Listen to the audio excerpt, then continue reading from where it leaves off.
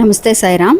సమర్థ సద్గురు సాయినాథ్ మహారాజ్కి జై. మన సాయి భక్తులందరికీ నమస్తే అండి. అందరూ ఎలా ఉన్నారు, ఏం చేస్తున్నారు? ఈరోజు వీడియోలోకి వెళ్లే ముందు బాబా గారి ఆశీస్సులు మీ అందరికీ దొరకాలని మనస్ఫూర్తిగా కోరుకుంటున్నాను. ఇంకా ఈరోజు బాబా ఏమంటున్నారు అనంటే, బిడ్డ ఈరోజు 8 గంటల నుంచి 9 గంటల సమయంలో రాత్రికి ఒక ముఖ్యమైన ఫోన్ అనేది వస్తుంది తల్లి. అది నేను షిరిడీ నుంచి నేనే స్వయంగా నీకు ఫోన్ చేసి మాట్లాడుతున్నాను అని చెప్పేసి మాత్రమే అనుకో. అస్సలు ఈ అవకాశాన్ని మిస్ అవ్వకు తల్లి. ఎందుకు బాబా ఇలా ప్రత్యేకంగా షిరిడీ నుంచి నేను నీకు ఫోన్ చేసిన కాల్ అని మాత్రమే అనుకో అని అంటున్నారు అనంటే అందుకు ఒక కారణం అనేది ఉంటుందండి. బాబా ఏం చెప్పబోతున్నారు అనేది తెలుసుకుందాము. ఇంకా వీడియోలోకి వెళ్ళడానికి ముందుగా మన ఛానల్ని ఎవరైతే కనుక కొత్తగా చూస్తున్నారో వాళ్ళు ప్లీజ్ సబ్స్క్రైబ్ చేసుకోండి ఫ్రెండ్స్. మీకు వీడియో నచ్చితే కనుక ఒక చిన్న లైక్ చేయడం మాత్రం మర్చిపోకండి. మీ ఫ్రెండ్స్ అందరికీ షేర్ చేయండి. ఇంకా బాబా అన్నట్టుగా అండి ఈరోజు 8 నుంచి 9 గంటల సమయంలో రాత్రిపూట నిజంగా బాబా అండి మనకి షిరిడీ నుంచి ఏదో ఒక సందేశాన్ని పంపించాలి అని, షిరిడీకి రమ్మని ఆహ్వానంగా రావాలి అని ఎలా అయితే ఎదురు చూస్తూ ఉంటామో అలాగే అండి ఒక భక్తురాలండి తను ఒక విషయం కోసం ఎదురు చూస్తూ బాబాని కోరుకుంటుందండి. తను ఆ విషయం చాలా రోజులైపోయింది, అయ్యో బాబా నాకు ఈ విషయం ఇలాగా నేను దీనికోసం ఎదురు చూస్తున్నాను, నాకు ఇది జరుగుతుందా లేదా అని ఎదురు చూస్తున్నప్పుడు షిరిడీ నుంచి ఒక ఫోన్ అనేది రావటం, అందులో మాట్లాడిన మాటలు అనేవి నిజంగా చాలా అద్భుతం అనేది అనిపించిందండి. ఆ భక్తురాల్ని బాబా ఎలా కాపాడారు అనేది ఒక చిన్న కథ ద్వారా తెలుసుకుందామండి. ఒక ఊర్లో అండి బాబా భక్తురాలన్నమాట. ఈవిడ నిజంగా చాలా అంటే చాలా భక్తురాలండి. బాబా అంటే అంత ప్రేమ అనమాట ఆవిడకి. నిజంగా బాబాని పూజించందే, బాబాని తలుచుకొనిదే, ఆయన పేరు తలవడం మాత్రం కాదండి, ఆయన్ని అసలు ఎవ్వరు ఏమి అన్నా కూడా తనకి ఇష్టం ఉండదండి. అంత సపోర్ట్ చేస్తుంది, అంత నమ్మకం అండి. ఒక బిడ్డలాగా, ఒక ఫ్రెండ్ లాగా, ఒక తండ్రిలాగా అన్నిటికీ కూడా బాబానే అని అన్నట్టుగా భావిస్తూ తన జీవితాన్ని ముందుకు సాగుతూ వస్తుందండి. ఇంతకీ తనకి ఎవ్వరు కూడా లేరండి, ఒక అనాథ అనమాట.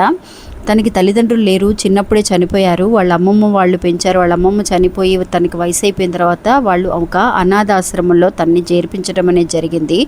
అనాథాశ్రమంలో ఉన్నప్పుడు తను ఎప్పుడే ఒక ఫ్రెండ్ ద్వారా అండి, అంటే అనాథాశ్రమంలో ఇంకా ఉంటారు కదా తన తోటి వాళ్ళ ద్వారా బాబా గురించి తెలుసుకొని ఇంకప్పటి నుంచి బాబాని ప్రేమించడం, బాబాని ఇష్టపడడం, ఆయన మీద నమ్మకాన్ని పెంచుకోవడం అనేది జరిగింది. ఎందుకోసము అని అంటే ఒకరోజు ఏమైంది అని అంటే అక్కడ తను అనాథాశ్రమంలో ఉన్నప్పుడు ఆ రోజండి ఒక్కొక్క రోజుకి వాళ్ళు బడ్జెట్ వేసుకొని వాళ్ళు ఎవరైనా హెల్ప్ చేస్తే డొనేషన్ ఇస్తే పర్వాలేదు అని అన్నట్టుగా వాళ్ళు స్పాన్సర్ చేసే వాళ్ళ గురించి కూడా తను చెబుతూ ఉండేదండి. అక్క ఈరోజు పలానా ఇలా ఉండేవాళ్ళం, అలా ఉండేవాళ్ళం, కానీ ఈరోజు మాకు ఎవరు కూడా స్పాన్సర్ చేయలేదక్క, మేము పొద్దుననగా తిన్నాము, ఈరోజు రాత్రి అయిపోయింది, మాకు తినడానికి ఏమీ దొరకలేదక్క, ఏమీ లేవు, మా మేడం గారు కూడా చాలా వరకు కూడా ట్రై చేశారు, ఎవరు కూడా ఏమీ అందించలేదు, అందువల్ల చాలా ఇబ్బంది పడుతున్నాం, ఆకలిస్తుంది, ఒట్టి మంచినీళ్ళు మాత్రమే తాగి పడుకున్నానక్క అని చెప్పేసి ఆ రోజు చెప్తూ ఉండేదండి. ఇలా జరుగుతుంది అప్పుడప్పుడు మా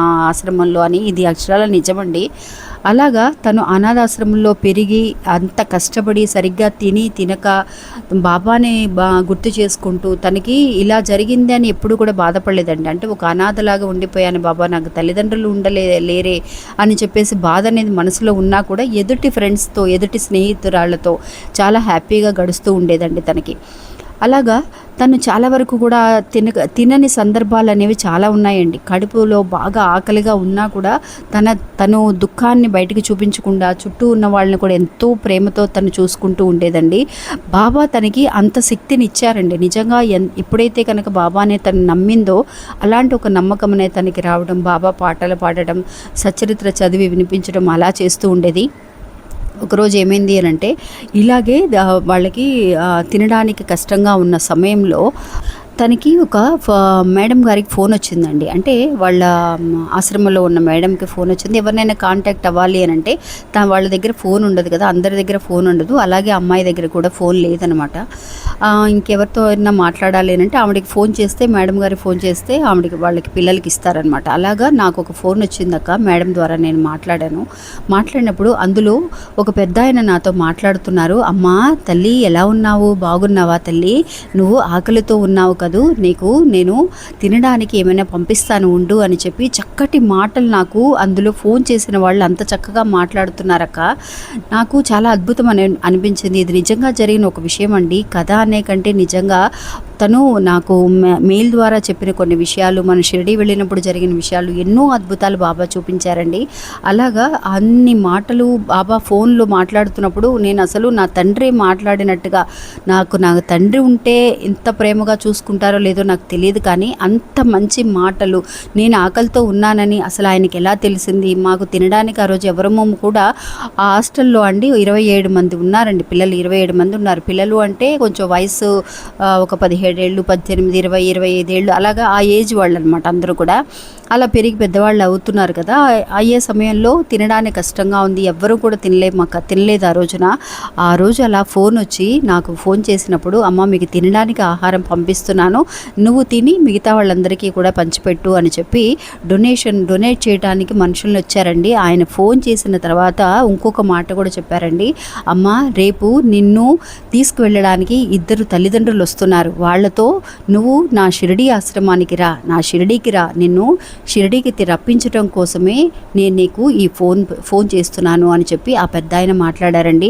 నిజంగా బాబానే ఆ పిల్లని దత్తత తీసుకోవడానికి అండి, ఆ పిల్లని పెంచుకోవడానికి ఆ అమ్మాయిని తీసుకురమ్మని చెప్పి షిరిడీ నుంచి ఒక పెద్ద ఆయన ఫోన్ చేశారనమాట.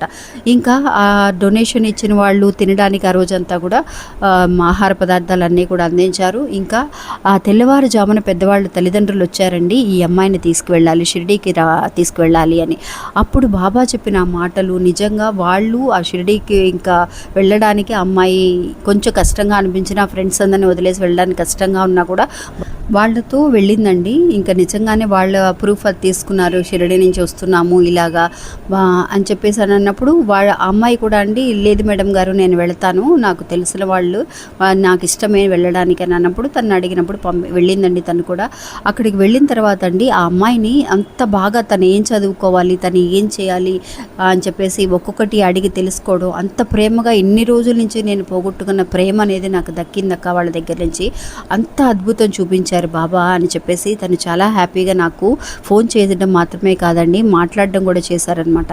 నిజంగా అండి మనం ఒక్కొక్కసారి నెగ్లెక్ట్ చేస్తూ ఉంటాము. ఒక్కొక్కసారి ఏదైనా ముఖ్యమైన ఏదైనా ఫోన్ వచ్చినప్పుడు తీయలేని పరిస్థితుల్లో ఉంటాము, లేదంటే తర్వాత మాట్లాడొచ్చులే అని అనుకుంటూ ఉంటాము. అలాగా ఎవరు కూడా మిస్ అవ్వకండి ఫ్రెండ్స్. ఈరోజు ఏ అద్భుతం జరుగుతుందో మనకి తెలీదు. అందువల్ల 8 గంటల నుంచి 9 గంటల సమయంలో ఎలాంటి ఒక ఫోన్ కాల్ వచ్చినా కూడా ఒక పాజిటివ్గా మాట్లాడండి, హ్యాపీగా ఉండండి, మీ వల్ల అయినా సహాయం చేయండి, వాళ్ళేం చెప్తున్నారో వినండి. ఏదన్నా గొడవలతో ఉన్నా కూడా కాంప్రమైజ్ అవ్వడానికి ఫోన్ చేసినా కూడా ఎలాంటి ఈగోలకు వెళ్లకుండా చక్కగా ఈగో అంతా పక్కన పెట్టేసి హ్యాపీగా ఉండడానికి ప్రయత్నించండి. ఇలాంటి అద్భుతాలు బాబా మనకి ఎన్నెన్నో చూపిస్తూ ఉంటారు. కాబట్టి కోపతాపాలు అనేది నిరంతరంగా ఉండాల్సిన అవసరం లేదు. మన జీవితకాలం అనేది ఎంతవరకు ఉంటుందో తెలియదు. కాబట్టి ఉన్నంత వరకు సంతోషంగా ఉండాలి అని చెప్పేదే బాబా మనకి చూపించే ఈ అద్భుతాల వల్ల మనం నేర్చుకుంటున్నాము. ఇది అండి ఈరోజు వీడియో. మళ్ళీ మంచి గోల్డ్ మళ్ళీ కలుస్తాను. నమస్తే, సాయిరామ్.